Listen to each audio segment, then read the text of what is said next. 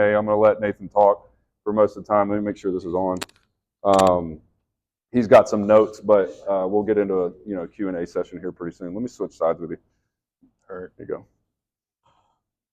I'm Nathan, on the screen here. So I just got some notes here. I figure what I would start with is I just kind of go over what I find to be some misconceptions and just some pitfalls when it comes to some of the real estate tax strategies. And then I've got at least a couple here of strategies I see that just aren't used, especially when it comes to business owners and to some degree real estate investors. Real quick, Nathan, I'm sorry to cut you off. Whenever, and this is a question for me, I know when we sat down, like you're not technically a CPA, right? You have a different type of license. Yeah. In order to do this, so kind of go through that. I'm an enrolled agent, so that is a very tax specific designation. You have to take tests at the IRS to actually do that.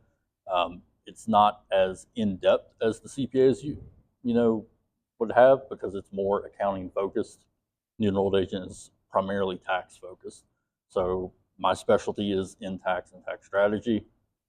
I do have a background in accounting, but that's really where my forte is and where I'm at.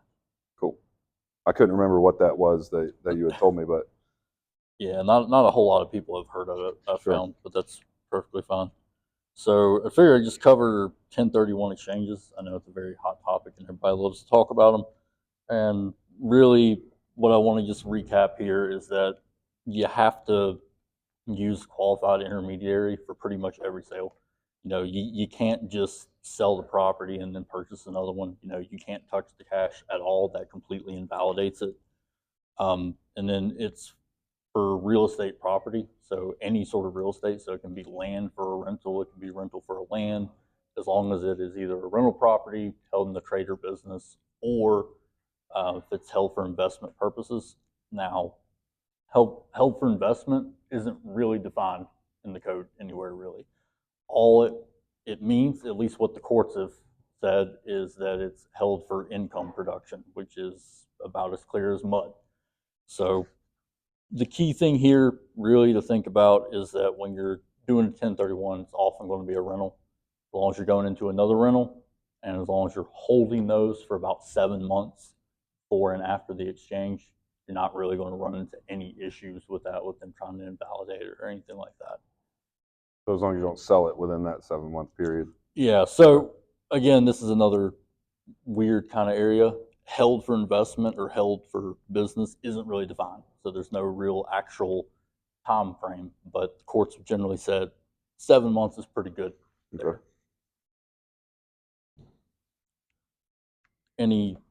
I guess any questions from y'all so far? Or is there, so 1031, I think most of us think you either have to sell a property and buy a property for more money, or you have to buy a property, sell a property for less money, to do the reverse. But I'm going through a reverse right now, and it seems like I can sell the disposed property for more than the price I paid for the acquired property, but only that piece of it that adds up to the amount of the acquired property would be tax advantage portion of it. So you think you'd only, yeah. You could buy a $500,000 property, sell $1 million property, finance it, take advantage of the tax incentive on the $500,000. yeah, so that would work. So it's a partial 1031 exchange, and they are allowed. So most people want to do a full one, but you certainly can do a partial, and you can even 1031 from one property into multiple properties if you want. And if you guys, actually Sean brought this to my attention, I had no idea that it existed, but we talk about 1031s all the time where you're selling a property and you're going to purchase a property. It's got to be equal or greater value, but you can also do a reverse 1031, which I don't know if you want to touch on that a little bit. I'll touch on it briefly because it's not something that I deal with every day, because it is a little bit more niche in nature, but it's essentially you take a 1031 and you flip it in reverse. One of the key points that I've seen with it is you can't actually hold both of the properties at the same time, from my understanding. So you can't have the property that you're going to buy and the property you're going to sell in your hands at the same time. So you actually have to have one of them in like a third-party trust, an LLC of some sort, in order to. just bought the first, we bought the property, we set it up with our 1031 agent, we paid $6,000 fee to set it up. Nice. And Colorado LLC, I'm the operating manager. It's property, it's like whatever, 911 such and such street, reverse. LLC. As soon as we sell the other property, we'll pay a $200 title exchange fee. Transfer it. Transfer it. Yeah. Interesting. I wish I'd known that because I sold a property recently and I had already bought one, you know, it had probably been 8 months before we decided to sell this one, but I had no idea that existed. So I could have used that sale to, you know, write off the gains into the other one. But I guess if it wouldn't have been held in a trust, it probably wouldn't have worked. And I think you have 45 days, so 45 days to identify the property you're going to sell, and you have 180 days to close. Gotcha. Yep. Yeah. In that same time frame as the find the property you're going to buy as well. So you buy the property first. So in this situation, it was an auction. Like, I want that property, I bought it. Pay for it. So I found other funds to pay for it, to fund it until I can sell this other property that if tax free essentially. And when you say identify the one you just have to like put it on the market, No, so you, or do you actually have to sell it? You have to say, I'm going to sell this property. Gotcha. It doesn't actually have to That's- close I by haven't that actually point. done it. Gotcha. Okay. My paperwork's due. Yeah. Okay. Yeah. But Tomorrow. You looked at consultant, right? Yeah, so the intermediary, they take care of everything. It's very, and most of our local title companies, Sure. they all use it. Nice. Sweet. Yeah, so that actually gives us a pretty good segue to loop in the cost segregation here. So there's if you don't, right, do a 1031 and during your situation, however Right. you have a gain, you can do what's called a lazy 1031. At least that's what we kind of collectively call it. You end up just purchasing a new property, you do a cost segregation on it, and then you would take the bonus depreciation to try to offset the gain. Now, this generally requires you either got to be a real estate professional or it's got to be a short-term rental because it needs to be a non-passive loss in order to offset, you know, the capital gain and then your other income as well. So that's pretty key there. And when you say real estate professional, define that for people that might not know what that is. It's a 3-part test. So you have to spend at least 750 hours on real estate activities, and those are defined kind of broadly. The other part of it, and this is the one that actually gets a lot of people, is you have to spend more than half your time throughout the entire year on real estate activities. So if you got a W-2 job working 40 hours a week, it's not going to happen. Even if you did somehow manage to log all this and put 41 hours a week, the courts throw you out the door. Even when they have logs like this, you know, they just say they don't believe you. So you have to show some type of like business that you own that's real estate related, or that, Yeah. you know, You essentially you have a gonna have to part-time be- job and you do real estate the rest of the time, something like that. That could work. You just got to be more than half, and you got to be at least 750 hours for that. And it's just got to be real estate related activities, which can be real estate agent, real estate broker, general construction, things of that nature. You just get a letter from somebody saying that they've seen you 750. Generally, you want to just keep a log, right? So a letter from someone else probably isn't going to be enough, unfortunately. You probably just want to get you a spreadsheet, and every day, this is the amount of hours that I spent on real estate activities, and that seems to be enough for them. And what would be the benefit of being a real estate professional tax-wise? On the tax side, all your rental losses, regardless of the long-term, midterm, or whatnot, those can all be used to offset your W-2 income or your other business income. That can also include like syndication. So if you invest as like a limited partner in a syndication, you can group those as a part of your real estate professional status, and you can take those losses as well. But you can, so we're in the middle of the cost seg right now, but, so I'm not a full-time real estate professional, but you can still do it as a non-full-time, it just limits how much you can't pass those losses on through to like Yeah, Like so it's like held, you're limited to whatever that property. So you're limited to its income. There's a special allowance for it. So if your income's under 150, then you can take up to 25,000 in losses. You still get the benefit of the depreciation. It's just going to be suspended and then carry forward to offset the other rent income. That's what I'm at. So I'm gonna be taking it over. Does mortgage not count towards real estate professional? Really? Yes, still.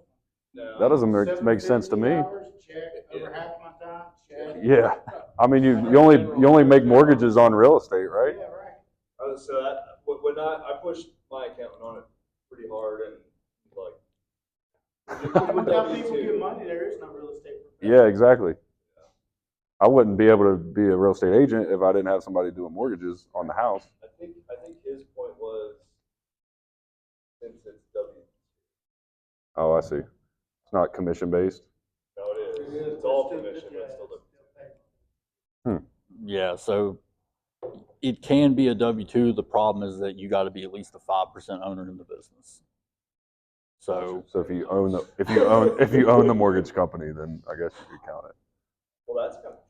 Yeah. That is interesting. So if you're at least 5% owner of the business and you get a W-2. So a prime example is if you're in a C Corp or an S Corp, right?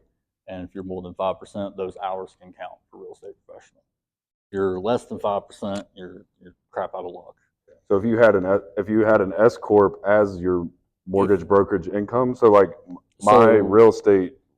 As an example, if you had an S Corp, but for some reason you held 4%, none of those hours count. Sure. But if I was the way I have my real estate income or business set up is I have Cody James Realtor LLC, which is an S Corp, but it's an LLC. Like if Jamie had that for his, but he doesn't own Alcova, but he has So the problem is Roberts that mortgage brokers LLC. aren't considered real estate activities. They're considered closer to loans than they are real estate. Gotcha. Which makes no sense, right. But that is what they ruled, unfortunately. Okay. Interesting. So you can still do it. It's just you're more limited in the benefits. You're more limited. Now, this is an observation. This is not advice. None of this is advice, by the way. Theoretically speaking, there's nothing wrong with just doing a cost segregation, having it as a short-term rental for, say, 1 month out of the year, and then converting it to a rental. You'd still get all the depreciation and expenses against your non-passive income, and then anything carried over would be passive. So that's just a consideration to think about. I haven't seen anything that would say no to that yet. So like run the lease from, let's just say June 1 to April 30th, and then you may, which happens to coincide with tech and rapid graduation. So with the short-term rental, it's got to be average over the year, average stay of 7 days or less. So typically, this would probably work best if you're getting the property in November and December here. Get 3 or 4 stays in, do the cost segregation, take all the depreciation in this year, and then January 1st, you get you a long-term tenant. So that would probably be the ideal situation for that to work in. Mm-hmm. So that would get around the full-time thing? Yep. But only if it's residential. So short-term rental is technically considered commercial property, regardless of whether it's residential or not? It's not residential. What we're doing on It's a storage. Yeah. Storage facility. People live in them. You're not wrong. They're month to month. Month to month rental, right? So you said it's a storage facility, so this isn't like related to a actual rental or anything. This is technically a whole other business, right? Yeah. I think there's an argument there that it's a non-passive activity. Kind of want to research that for you now. Yeah, let's maybe not do this on the video. The gray areas we'll talk about later. So at the end of the day, the only person you really need to convince is the court. I'm I'm going to get a lot of crap from everybody about this. I don't really care what the IRS thinks. I care what the courts say, because there's a lot of times when the IRS is going to push back against stuff, and the courts always allow it. At the end of the day, your accountant is going to be the one prepping your return, and they do have to feel comfortable with that. You know, having that conversation, you know, is pretty key, right? You want to at least try to get their ideas, right? What's going on in their head. You know, they probably got a reason why they think of it a certain way, but you know, at the end of the day, you got to convince them to be willing to put their name on the return. You know. Sure. Yeah, good. We didn't mean to take it too far off the cost seg, but that was No a worries. good, That good actually, segue there. that goes pretty well into it. Yeah. On the real estate professional, I'll just kind of touch. There's a couple other caveats to think about. When you're a real estate professional, you have to meet those two tests, but then there's a third test. You have to materially participate in each of your rental properties. Generally speaking, there's 2 or 3 tests that most people can hit. There's 7 total, but the ones that people hit the most are going to be 100 hours, and no one else does anything else with the property. 500 hours of participation, and there's no other requirement, or you're considered to have materially participate in 5 of the last 10 years. I found that those tend to be the easiest ones to hit, especially once you own it for a long time. You can, you know, pretty easily take advantage of that last one where you're taking the 5 out of 10 years. I bring this up because if you don't materially participate in each of these properties, you can't actually take the losses, even as a real estate professional. There's a way around this, of course, and you have to make an election to group all your rental activities as one rental activity.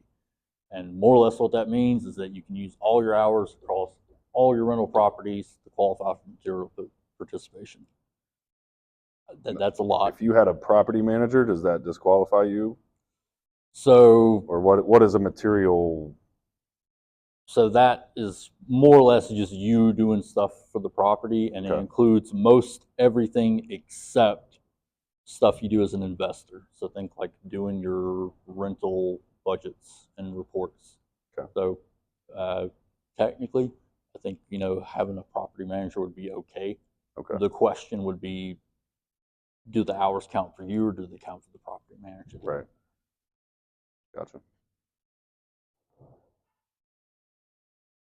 And you were talking about cost seg. So I guess explain. Some people might not know what that is. The cost segregation and how that, like, you can accelerate your depreciation to write off. Yeah, so more or less, and I'm going to kind of paraphrase here a little bit, but what you're doing is you're having an engineer, or you're using the software to actually look at the blueprints of the property and inspect the property itself, and then break that property down into different components that can be depreciated over various times. So whether it be 5 years, 7 years, 15 years, and then of course 27 and a half or 39 for the actual property itself. The reason that's important is because some of those quicker components, the 5, 7, and 15 year, can qualify for bonus depreciation, which right now here in 2024 is 60%. It's going to go down to 40% here in 2025. So doing them sooner is going to be more beneficial because you get more depreciation. So sooner, as in like before next month. Yeah.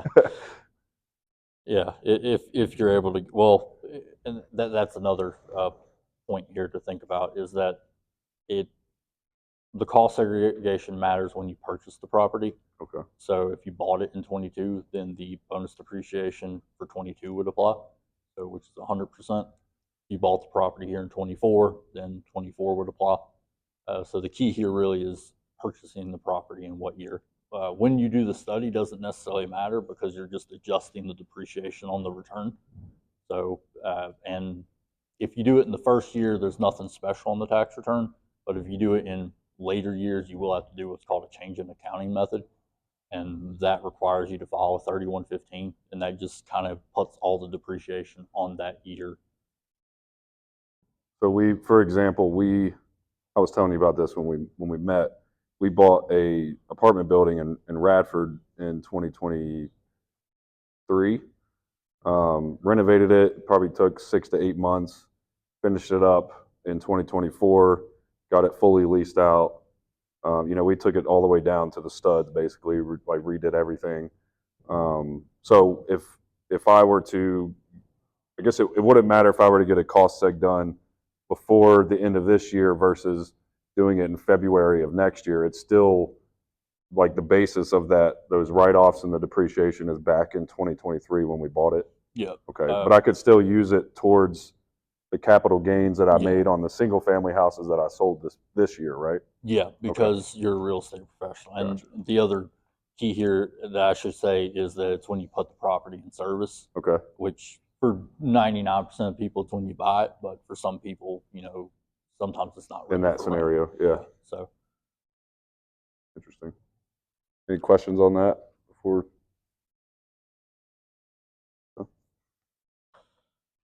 so I kind of really covered what I think are the big strategies here for like real estate, at least the pitfalls. So I kind of wanted to go just to two more strategies I like using, and I'll cover the one that's real estate related, and then the other one is completely separate, but it is related to any of y'all who have businesses. So there's a safe harbor election. So as long as when you're making improvements to a property, if it's under $2,500, you don't have to depreciate it. You can just take it as an expense. And the reason that that's beneficial is you don't have to worry about depreciation recapture if you ever sell the property or the improvements, which, as some of you might know, that can be quite a bit of a pain when you do sell it because that recapture hits kind of hard if there's a lot of it. Now, this can go up, right? So if you have what's called applicable financial statements, you can take a deduction for improvements up to $5,000. Now, what applicable financial statements mean is quite literally just audited financials. The problem is, does the cost of getting an audit on your financials, give you a tax benefit? Because I know that those can run relatively expensive. Okay. Any questions on that one? I know it's a little bit more straightforward. What so we've been talking about real estate a lot, but just general, let's say just a list or first things that come to your mind when like you look at someone's, you said you've done this for a lot of people. You have what, like 100 something clients over the US. When you sit down and look at a tax return and you see people that haven't had any sort of advice or strategy or behind it or anything like that, what are like the first things that you see that you say, oh, this is like the low hanging fruit. You should be doing this in your business. You should be, making sure that, you buy a vehicle or Gotcha. what are some of the first small pieces of advice that you give people? So if we're talking a return that has a business or somebody's like a 1099 contractor, the low hanging fruit are really going to be like home office, business use of car, uh, retirement plans are a pretty big one I see as well. Working condition fringes. So this is going to be like your cell phone and internet. If you use that for business, the entire cost of that is deductible, regardless of how much personal use you have on it. There's a special fringe benefit for that. Those are kind of the low-hanging fruits. Home office is very important because if you have a home office, whether you use it for business or for an administrative purpose for your business, so keeping track of your bookkeeping or stuff, your mileage from your house going places for business, that's typically commuting mileage, so it's not deductible. Well, when you have a home office, that becomes business mileage. And the reason that's important is because you get much higher business use on your car. So generally, you might go from having 30% business use to 60 or 70, and then all of a sudden we can take bonus depreciation on the car. And, there's a lot of people who use trucks or SUVs where we're looking at $30,000, $40,000, $50,000 deduction here if we just pair it with a home office. So we're pairing strategies there in that case. That makes a lot of sense. On a Schedule C, what's the difference if someone takes business mileage, okay? Second page versus on the first page, car maintenance. So the difference really is that the mileage is just a set amount per the mileage, and generally when you take it, you can't really switch back and forth. If you take just the car maintenance, you can take maintenance, the oil change, the gas, the repairs, the property taxes, the interest, depreciation on the car if we're above 51%.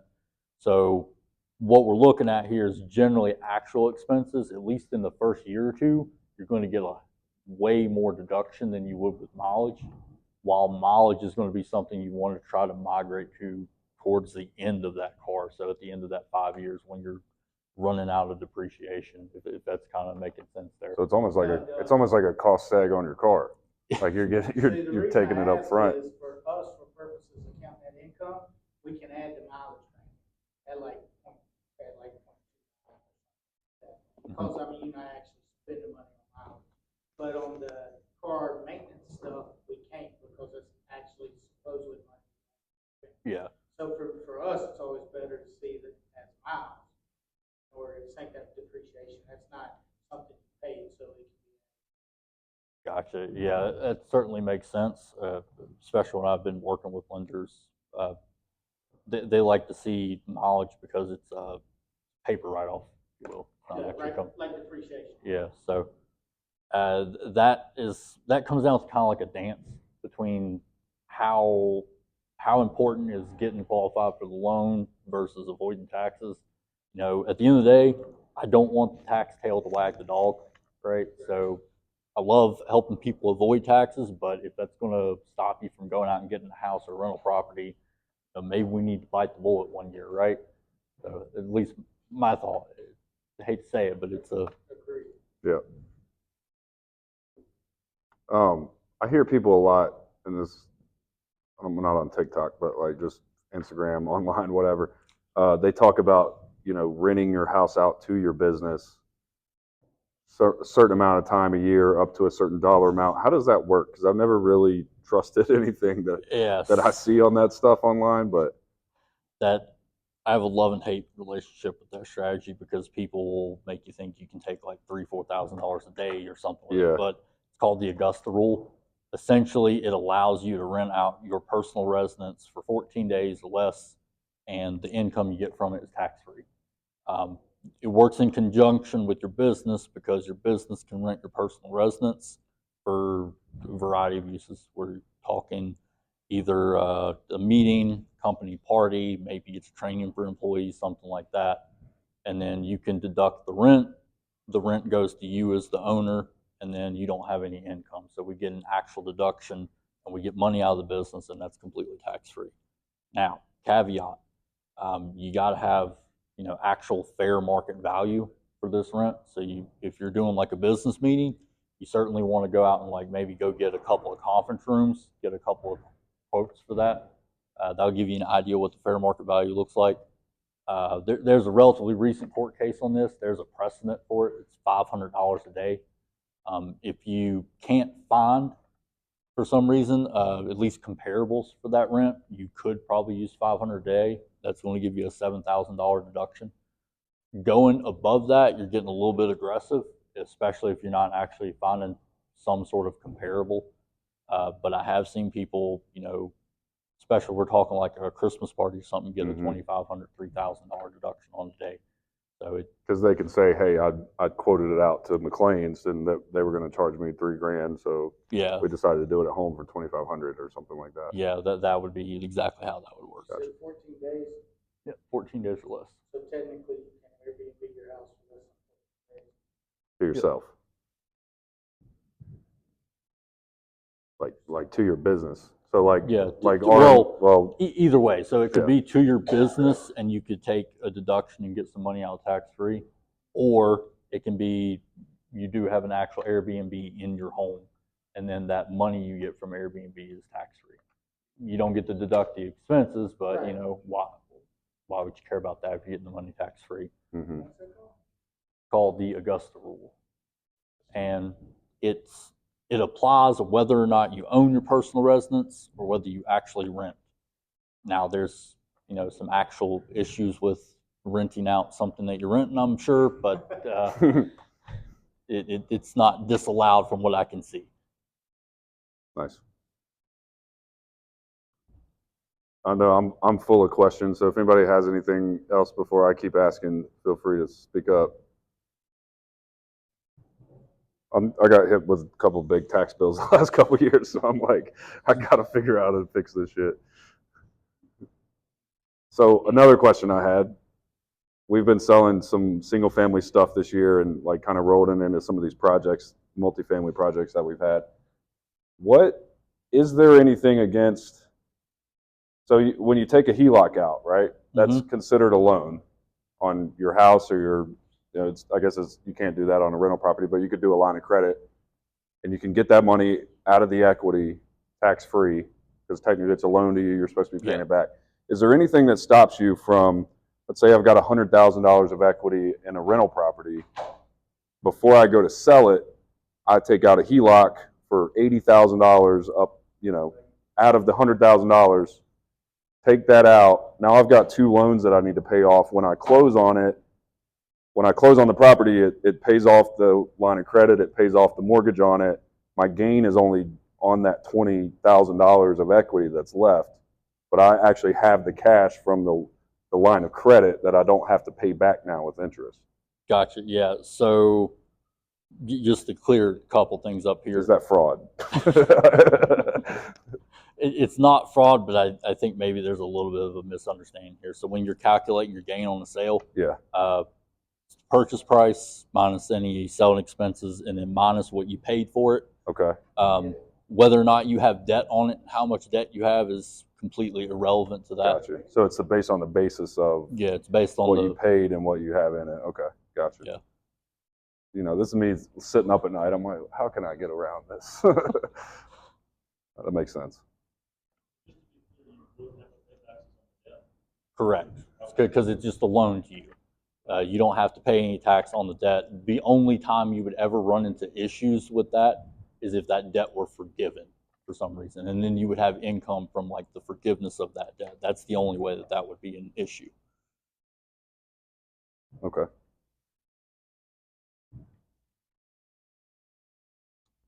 Trying to think of anything else come to mind for me. I'm sure you guys have questions on your personal tax returns, like we talked about, you know, renting your house out and, you know, mileage, stuff like that. I mean, I guess something that doesn't apply to real estate professionals. Is there anything out there that people should be thinking about doing that, you know, isn't normal advice or that you get from your CPA? So one thing I always like to bring up here is that if you got a business and if you're married or you have a domestic partner or something like that, want everybody to keep in mind this does not work in an S corporation. It does work on rentals, partnerships, Schedule C, stuff like that. But typically when you're deducting your medical expenses, it has to be via an itemized deduction, right? There's a special exception if you're self-employed and you have health insurance, that can be deducted as an adjustment.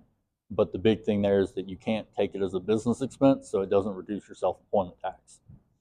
There is a strategy that allows you to hire your spouse or your domestic partner, and you can pay them via a health reimbursement.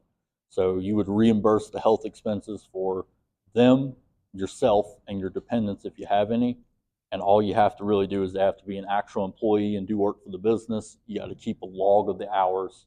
And then you would actually want to go out and figure out what their pay is. So if you want to pay them $20 an hour and you want to have them work 500 hours, then the max reimbursement that you could give them is $10,000. The reason that this works fantastic is you get a $10,000 deduction for all your medical expenses as a business expense, and then the medical reimbursement is completely tax-free to the employee because it's not taxable there. Interesting. That actually brings up one other thing is I've heard people talking about paying their children in a business. How does that work per se, and like what age is that acceptable for, and how much can it be for? Court generally says 7 or older 7 is or older. fine. I have seen people do less, but you got to find work that actually works. One of the most popular you're going to see is like modeling for the little kids. Mm-hmm. That might work. You're probably not going to get a huge deduction for it, but it's certainly a way for you to get some money from your business to your kid and then get that money into like a 529 or a Roth IRA, which is fantastic at that age. The max, if you have a kid that's like over 7, you know, the max you can pay them, at least in 24 here, is $14,600. That's the standard deduction. Where they wouldn't have to pay any federal taxes. There might be some state taxes depending on what state you're ultimately in, because the states have lower standard deductions than the federal most times. That makes sense. Cool. Anything else, guys? Sean? I highly recommend it for your kids. And then turn around and put that money in an IRA. I can't tell you how multiplying that's gonna be for them. Down the road. down the road. The compound interest piece. Have you done that with Abby? You do it every year? Yeah. Nice. Yeah, that adds up. Yeah.